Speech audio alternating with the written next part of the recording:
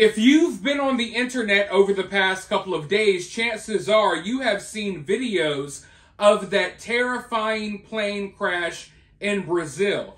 Now, YouTube probably won't allow me to show you the video, so go follow me over on X or Twitter, and I'll post some of the videos and photos from this plane crash. Warning, some of them are kind of graphic if you get triggered by stuff like that.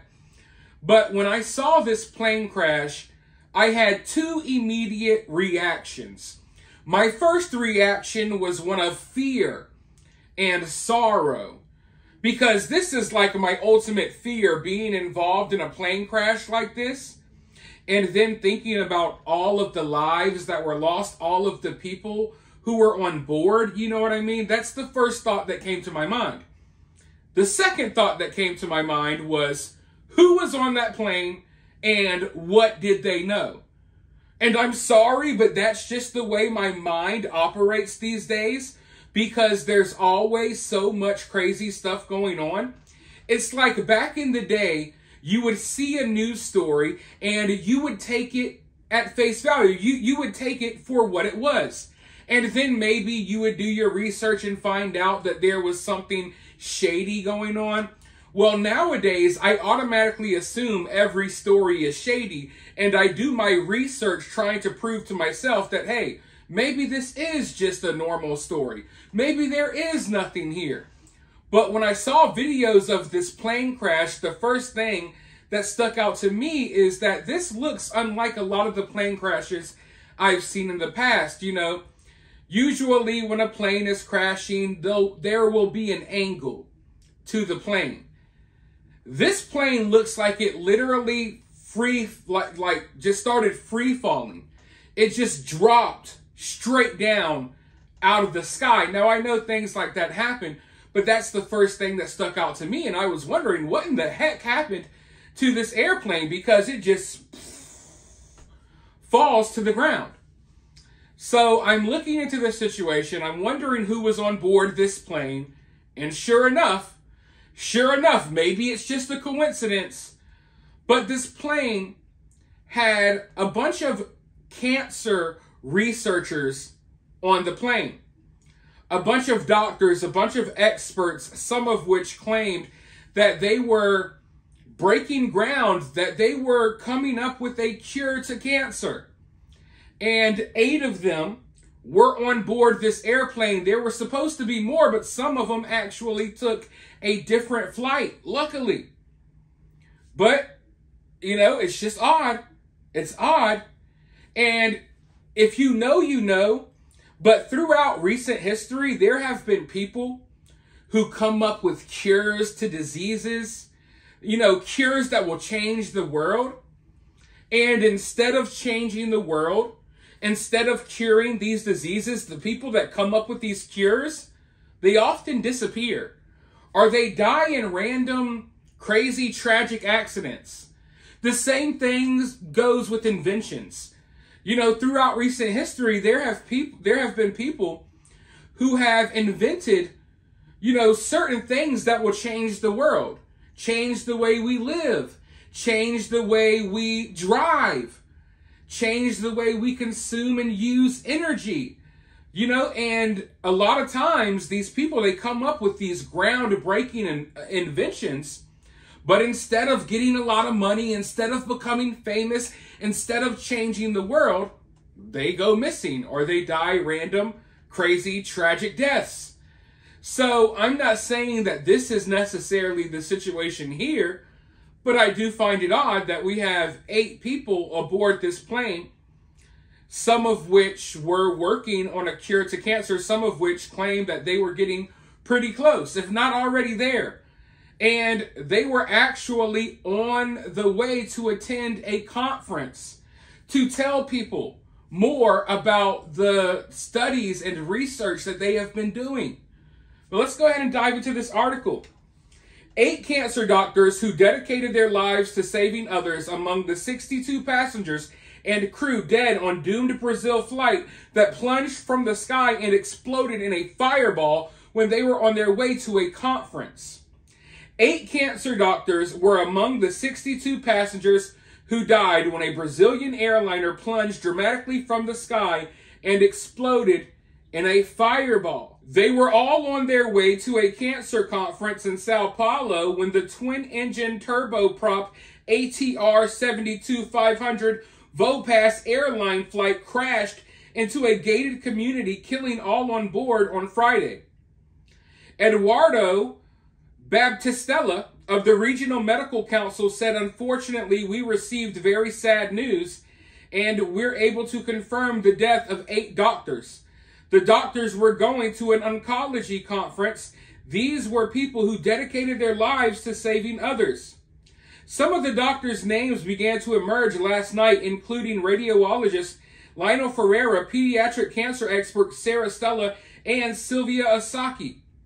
Mr. Baptistella said 15 doctors had been scheduled to take the 2-hour doomed flight, but 7 had taken an earlier plane. Imagine being one of those 7 people.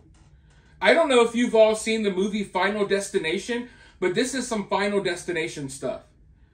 You know, I think that this would be something that would change your life forever.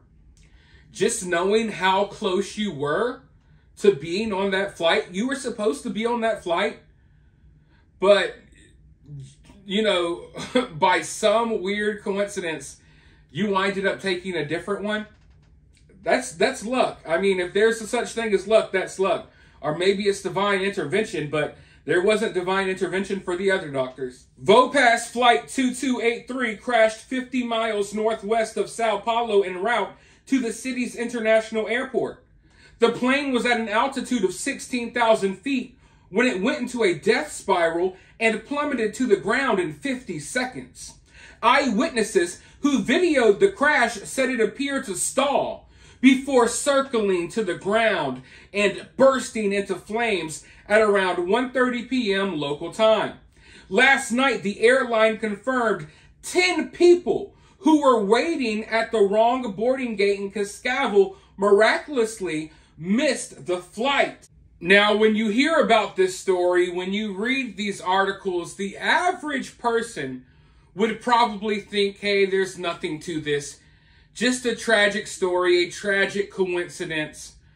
But like I said earlier, this is one of those stories where it's kind of like, if you know, you know. And to be clear, I'm not telling you that there was something more happening here. I'm just saying that it's very likely that there was, because we know for a fact that they are not going to allow anyone to come up with a miraculous cure to cancer because they make too much money off of cancer. Listen, folks, if you think that these people haven't found cures to all of these ailments and illnesses, then you're crazy. They have found cures. The problem is they make more money off of treating people. If you cured people, then you wouldn't need to sell them medications and treatments anymore. Okay? It's big business. So you think that there are people out here who are going to be capable of curing something, when in reality, if you ever reach that point, something bad is most likely going to happen to you. And I don't just say that just to say that.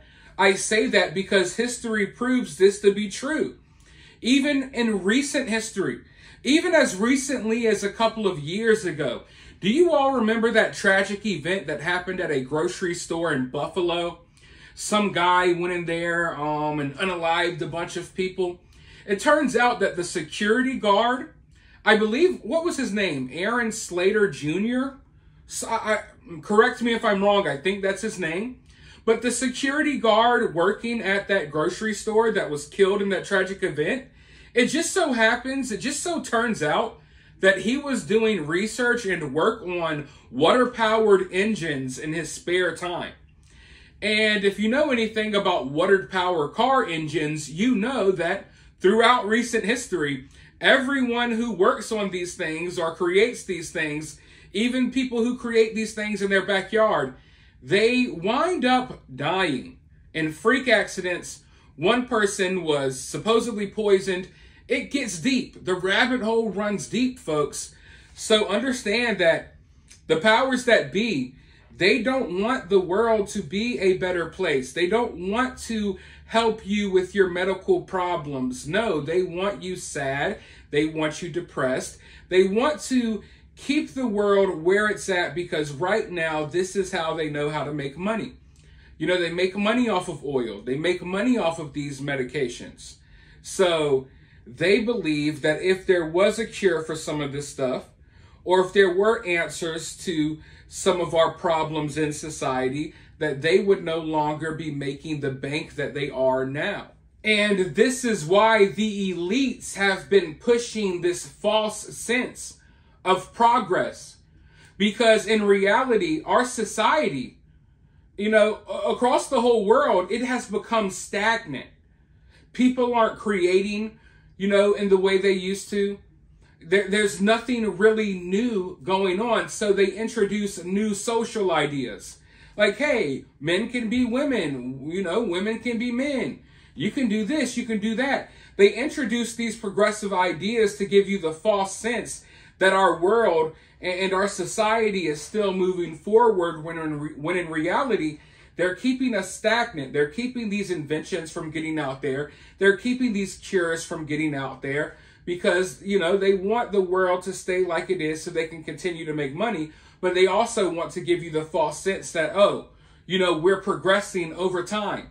But, you know, when you look at things, when you really look at things, sure, we got new iPhones every year, right? Who cares? Who cares? What big invention since the internet can you really think of that has really changed our society? I feel like as a society, we would be way further if it wasn't for people holding us back for their own profits. But that is what is happening.